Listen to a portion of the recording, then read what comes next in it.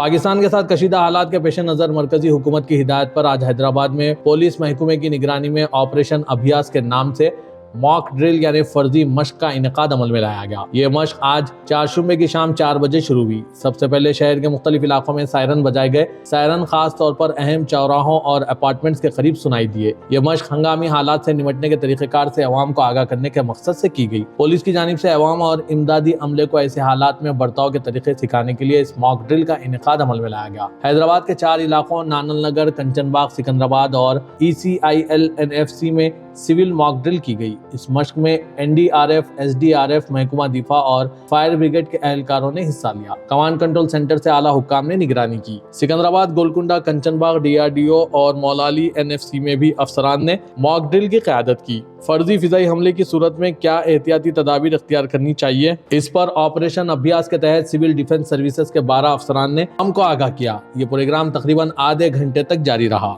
तकरीबन 50 सालों में पहली बार मॉक ड्रिल के हिस्से के तौर पर फिजाई हमले के खतरे के सायरन बजाए गए, जो 2 मिनट तक बुलंद आवाज में बजते रहे। मुतअद्दिद अहम मुकामात पर एक फर्जी फिजाई हमला और शहरी दिफा के रद्दमल का मुजाहरा पेश किया गया। फायर फाइटर्स ने एक फर्जी ऑपरेशन भी किया, जिसमें रद्दमल के औकात और आलात की तैयारी को जाहिर करने के लिए एक फर्जी आग को बुझाया गया। पेश है इस खुसूस में शहर में की गई मॉक ड्रिल के कुछ झलकियां। Bureau report siyaasat.com।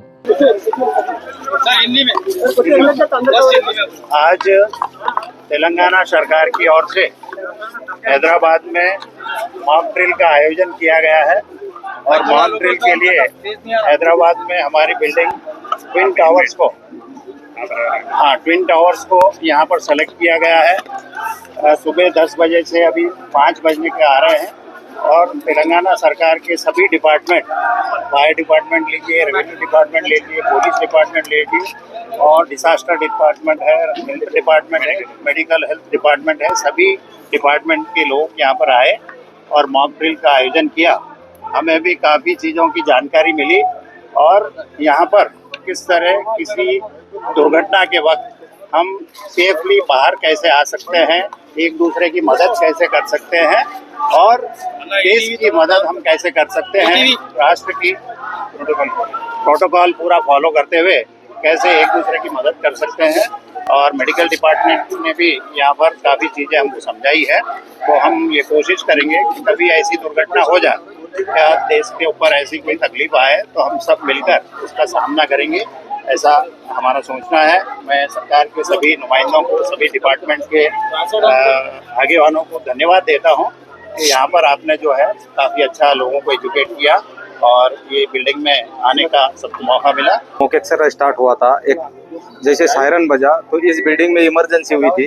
तो इस बिल्डिंग में इमरजेंसी होने के बाद हमने NDRF ने और SDRF ने मिलके इवैक्यूएशन का काम किया। इवैक्यूएशन में लैडर लगा के भी विक्टिम को हमने इवैक्यूएट किया, साथ ही 1 मैन विक्टिम कैरी स्ट्रेचर पर। इस प्रकार से हमने जितने भी स्टक्स विक्टिम हुए थे उनको इवैक्यूएट किया और फर्दर कैरी करने के लिए हॉस्पिटल के लिए फर्दर एडवांस ट्रीटमेंट के लिए एम्बुलेंस के द्वारा हॉस्पिटल भेज दिया। Thank you.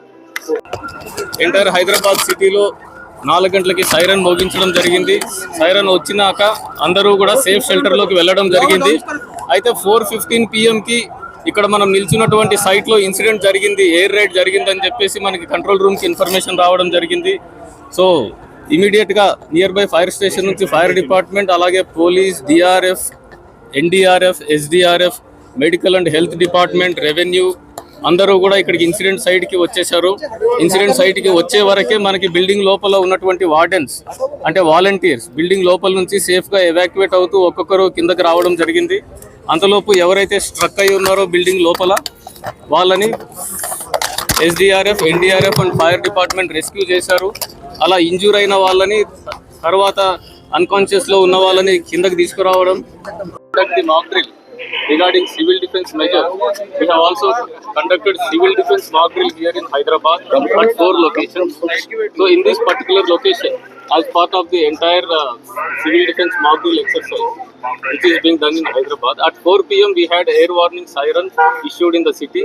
So at 4 PM every individual or every citizen was already informed and asked to immediately vacate the open spaces and they are supposed to go into safe shelter at 4 PM. At 4:15 p.m., an incident was reported in this building at 4:15. After which, all the emergency responding services, all the civil defense services like fire services, SDRF, NDRF, police, revenue, medical and health, civil supplies, all the civil defense services department